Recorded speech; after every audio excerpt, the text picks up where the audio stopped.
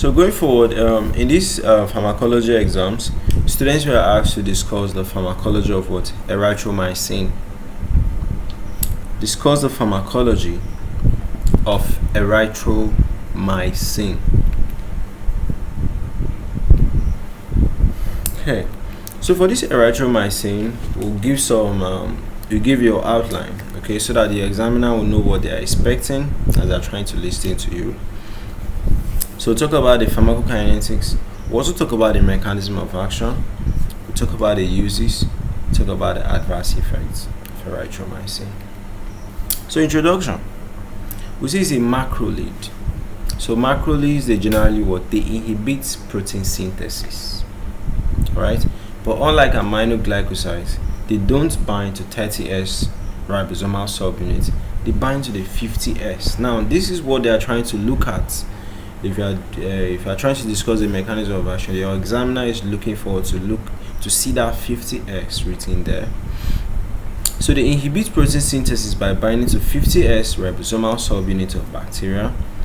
So this usually prevents the protein chain from keep growing and elongating. So this will pause the bacterial growth. Alright, so they basically pause the bacterial growth. That's why they say they are bacteriostatic. To make something static is to keep it in one place. Then pharmacokinetics is well absorbed orally, but food can prevent its absorption, widely distributed throughout the body. So pharmacokinetics, you go ADME: absorption, distribution, metabolism, excretion. So it penetrates phagocytes where it acts against intracellular pathogens. You should know that they have high concentration in lungs and tonsils. Okay, it's primarily metabolized in the liver by cytochrome P450 system, majorly excreted via bile and feces, smaller amounts in urine. So clinical use, alright, because it accumulates in lungs, I might want to use it to treat respiratory infections, right? So pneumonia, bronchitis, skin infections like cellulitis. Now tuberculosis being a chronic condition of the lungs or a crazy condition of the lungs, I might want to also use these macrolides too. So their second line, and also they are used in treating atypical microbial infections.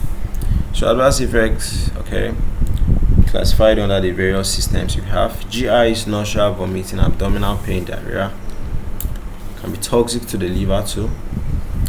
Elevating liver enzymes.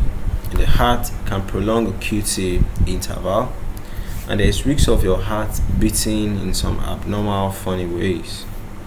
In allergy, it can cause pain, it can cause itching, that's pruritus, and sometimes it can cause anaphylaxis, which is rare.